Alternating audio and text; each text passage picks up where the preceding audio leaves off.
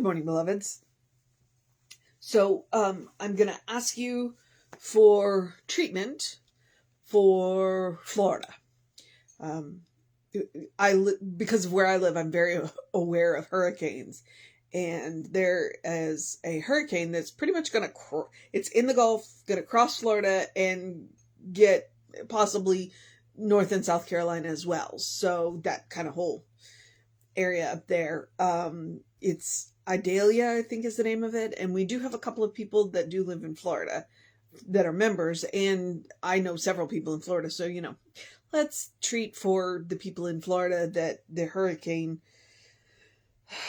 passes relatively quickly and with minimal hurricane-ishness. You know what I mean? That people are safe and have done what they need to do to remain safe. So that is my request for you this morning. All right. It is August 29th. Our title is Cut the Ties.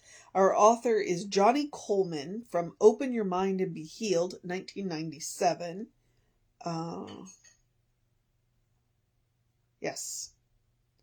So, and this is a reprint from Open Your Mind and Be Healed. So, you can probably look up Johnny Colemon. All right, cut the ties. Cut the ties that bind you to the human.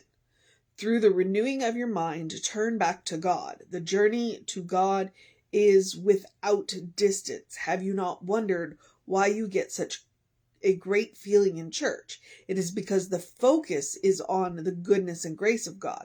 I truly wish that I could do it for you. I know how important it is for you to think only thoughts of God. Cut the ties that bind you to heredity. You are a free will being. The choice to acknowledge your divine nature must be made by you. Perhaps you started to change your ways of thinking, but fell by the wayside. You are the master of your life. You may start and stop anytime you desire. Oftentimes, we blame our family, work environment, or others for preventing us from staking our spiritual claim. Greater are they that is within you than they that is in the world. Cut the ties that bind you to circumstances. Jesus told the man by the pool to get up and go home. He did not say, "Give your hand to me so that I can help you into the waters." It is not the waters, but the faith that people had placed in them. If the waters were the source of healing, the man would have had to get into the water. Your miracle cure is within you. Become open and receptive to it. God is your source of health. Awaken to the God idea within you. God is your health. You can't be sick. All right, I just want you to know that in each one of these 3 paragraphs, the very first part of the paragraph, cut the ties that bind you to, is all in caps. All in caps. So she's being very emphatic. Cut the ties. So cut the ties that bind you to the human. Cut the ties that bind you to heredity. Cut the ties that bind you to circumstances. And because what she's working on is healing. So, and I think it's very interesting that she started with cut the ties that bind you to the human. Our humanity is not something to bemoan. It is not something to, I can't think of the word. Demean, maybe not. Our humanity is not something to demean. What she is reminding us, though, is our humanity is not our source. Our humanity is an effect. What is the cause of our humanity? Well, that is God. And that's why she says, we'll go back to focusing on that. That's why when you go to church, you feel good, because the focus of that experience is on God. And so if you're not feeling good, then maybe what you want to do is turn your focus back to the source of your being, which is God, which is spirit, which is whatever word you want to use. Okay. So don't demean your humanity. Don't think that your humanity is a bad thing. But if you are not feeling well, go back and focus on the source of your own being. Okay. cut the ties to your heredity. This is an argument that I have with myself on a regular basis. Simply based on the fact that if you look at my heredity, we have what we call the Colemon. We also talk about the heart disease on, that side of the family. It's like, I talk about how many people on my side of the family are on blood pressure medicine or on cholesterol medicine. Well, just because we have the Colemon and because we have, heart disease and cholesterol, it doesn't mean I have to. I can make a different choice. And I can do that in a couple of different ways. One, I can do it physically. I can watch what I eat. I can make sure I exercise. I can do all of that. And do that. But I can also go back to the source of my being and say, because God doesn't want me to have cholesterol problems. It doesn't want me to have blood pressure problems. It doesn't want me to have knee problems. So if I go back to the source of my being and cut the ties to my heredity, I don't have to take on what my family genetics say that I might, I don't have to. I don't have to. And that I will remind you is hardball metaphysics. Jesse talks about hardball metaphysics. Well, and Emma Curtis Hopkins is like that example of hardball metaphysics. I always, whenever I read her, I just feel like she's come up to me and grabbed me by the lapels, and she's got her finger in my chest, going, "This is the way it is," And so, and that's what she's talking about with the cut the ties to heredity. Just because it's been this way, it doesn't mean it has to be that way. You know what another word for that is? Principle is not bound by precedent. Okay? Principle is not bound by precedent. So just because it's been this way doesn't mean it has to be. And then her last one is cut the ties that bind you to circumstances. All right. And then she uses and I've heard that, that parable that story more often recently, where it's the man who's like, okay, well, we can put you in the water and the waters heal you. It's not the waters that heal you. It's your belief in the waters that heal you. And so which is similar to the heredity. It's like, okay, if you believe that this is what is going to heal you, this is what's going to heal you. But what actually heals you is the source of your own being. God, spirit, go back and focus on that. So what she's telling you is it's not really about cutting your ties, although it is to a degree. It's about where your focus is. Take your focus back to the source of your own being. Go back to God and go back to, I haven't talked about Goswami a lot lately, and so it's time to bring Goswami back. Well, Goswami talks about the 5 bodies, and he talks about the material body, which he calls the gross body. And I'm just like, I know it's a science term, but still, the material body. And then there's like 3 bodies in between, and then there's the bliss body. Okay? Well, what the bliss body is that is the body that God knows. That is the body that God knows you to be. And that body is perfect, whole, and complete. And so, occasionally what we want to do is, forget the bodies in between and go straight back to that bliss body and go, you know what? Because that body works exactly the way it should. Or I shouldn't say should, exactly the way it could. And everybody's body is different. There's no one body type that's perfect. There's your body type. So you can go back to that body and go, well, okay, what is this body? What is what is the thing here that I'm experiencing? And go back to that body. So we're gonna cut the ties to our humanity, cut the ties to our heredity, and cut the ties to our circumstances, because our circumstances don't define us. Okay? What defines us is the source of our own being. So there's a lot in this, and it might be interesting, especially since it was published in 1997. It may not be that hard to get a hold of the copy of that. What did she say? Open your mind and be healed. Johnny Colemon. So you might take that in. But the mission today, should we choose to accept it? Because we're cutting all these ties. The mission today, should we choose to accept it, is to turn our focus back to the source of our own being, to spirit, to God, to who God knows us to be, to what God knows us to be. And what God knows us to be is perfect, whole, and complete. Okay? And remember, perfect is whole and complete, not flawless.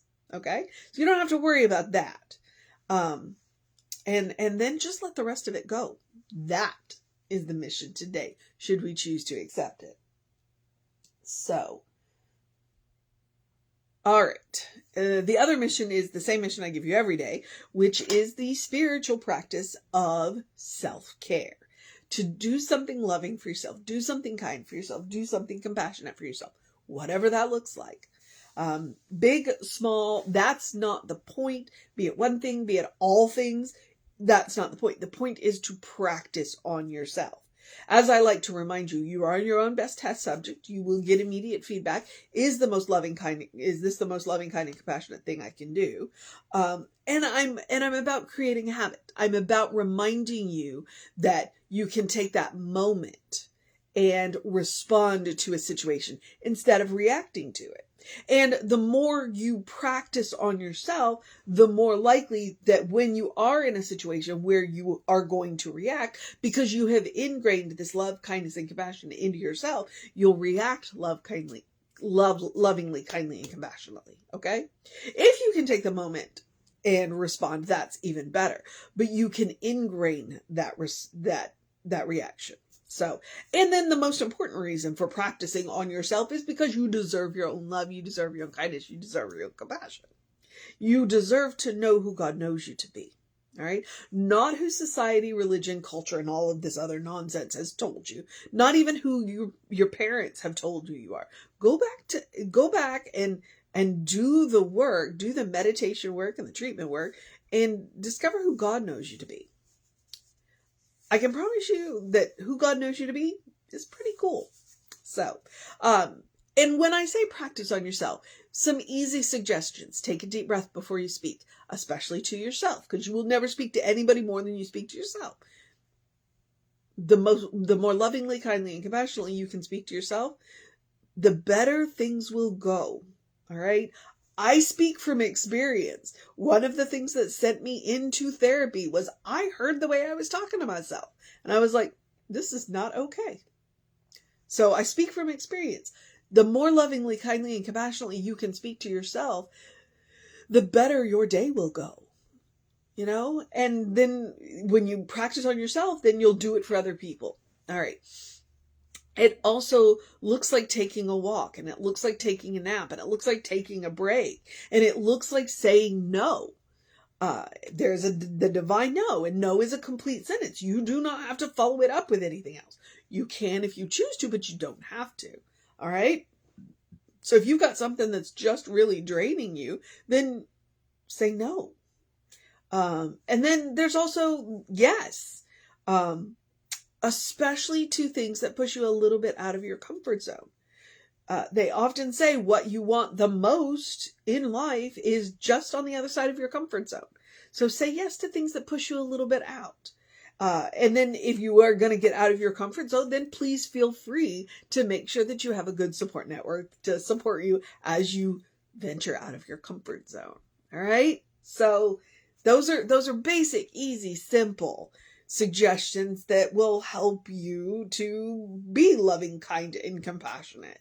I will remind you that I also believe that eating dessert first is a loving, kind, and compassionate thing that you can do. And I do literally mean it.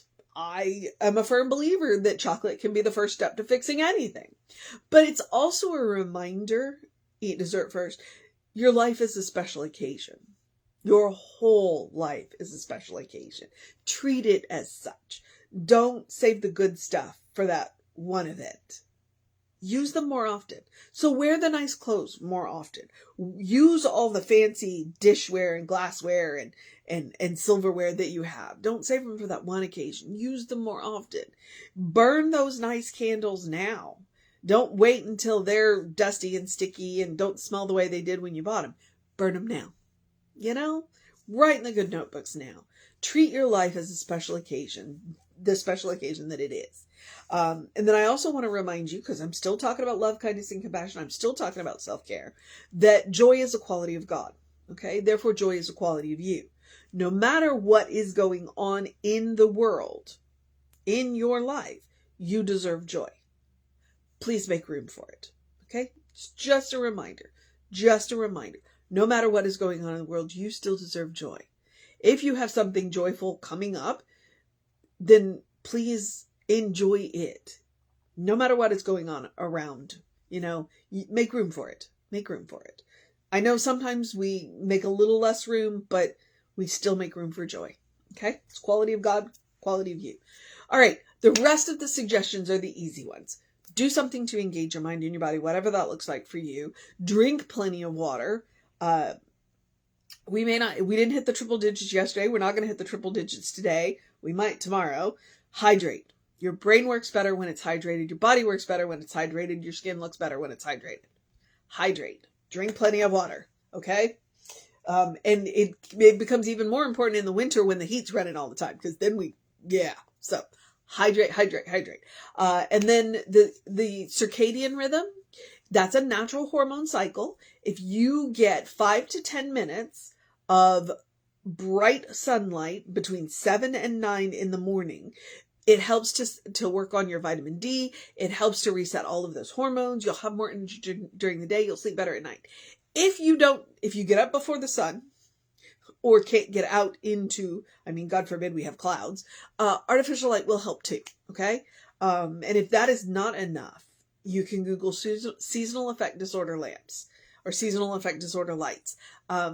Those are the right, and it's 5 to 10 minutes. That's all it is. You'll have more energy during the day. You'll sleep better at night. Trust me.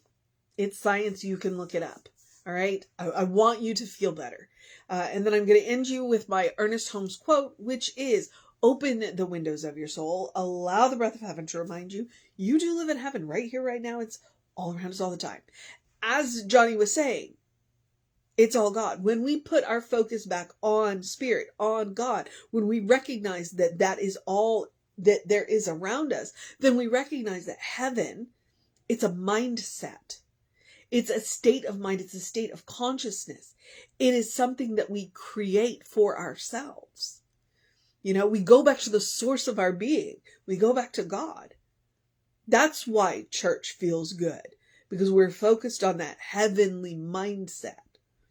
And when you learn to create that for yourself, nobody can take it away from you. We want to talk about states of grace. Well, there it is. It's Jesus said the kingdom of God is within you. It's a state of mind. It ceases to be a place you have to get to and can become any place you are. And that, my friends, that's the superpower. And you come pre-installed with it. You come pre-installed with the Christ consciousness. I'm going to talk about it like software. My mother was an electrical engineer, therefore. And the password to activate it is love. So, try it. You might like it. And you can always take Emma Curtis Hopkins' advice. I've already mentioned her once. She plays hardball metaphysics. But she also reminds us that if we look for the good and praise it, gratitude will get you everywhere. Look for the good and praise it. When you look for the good, when you praise the good, more shows up. More shows up. So please, look for the good and praise it and count your blessings. Absolutely count your blessings. All right, beloveds. I'm going to move into the process of my day. The cat's in the sun. There's a little bit of a sunbeam, and so his cinnamon is showing. So, all right. While I stop being distracted by the cat, I'm going to remind you of the social media. We are Creative Life Spiritual Center, Creative Life Spark. I am the running Rev Ryan on the social medias that I am on. I encourage you to check out the content. On the YouTube channels, there are hours, thousands of hours of content. So please feel free to check them out. Whatever mood you're in, I'm sure we can find something for you. We are particularly proud of our Soul Session playlist because those are our guest speakers. And those topics they range and they're amazing. And we've had all kinds of interesting people. So, all right. Yep. If you want to know what's going on with the center, please email info@creativelife.org. That will get you on the Constant Contact. The Constant Contact will get you, an email with hot links, and the hot links will take you either right to the information you want or to the person that can help you get it. So take advantage of that. All right. I'm at the part where I get to encourage you to have a great day, a wondrous day, a fantastic day, a magical day, an enchanted day, a wonder-filled day, an awesome day, an amazing day, a cutting ties day, a focusing on God day, a recognizing the source of our being day, a kindness day, a compassionate day, a loving day, a wondrous day, a standing in the sunshine day, a consciousness day, a grace-filled day, an amazing day. Oh, I've said that one before. A good day. And if that is too much pressure, simply have a day. You are enough, just as you are. You are a beloved child of God. You are a brilliant light. You are a divine spark. You are spirit in motion. You are God in action. Or as Reverend Jesse likes to call us, you are a godling. Know the truth of your being. Explore the truth of your being. Peel back the layers of who you have been told you are to find out who God knows you to be. I can promise you it's pretty cool. All right. I'm going to move into the process of my day. I'm going to remind you, Reverend David should be on around 5 p.m. with you. I will be back with you around 9 a.m. tomorrow. Take care of yourself. Know that you are loved. And I will see you next time.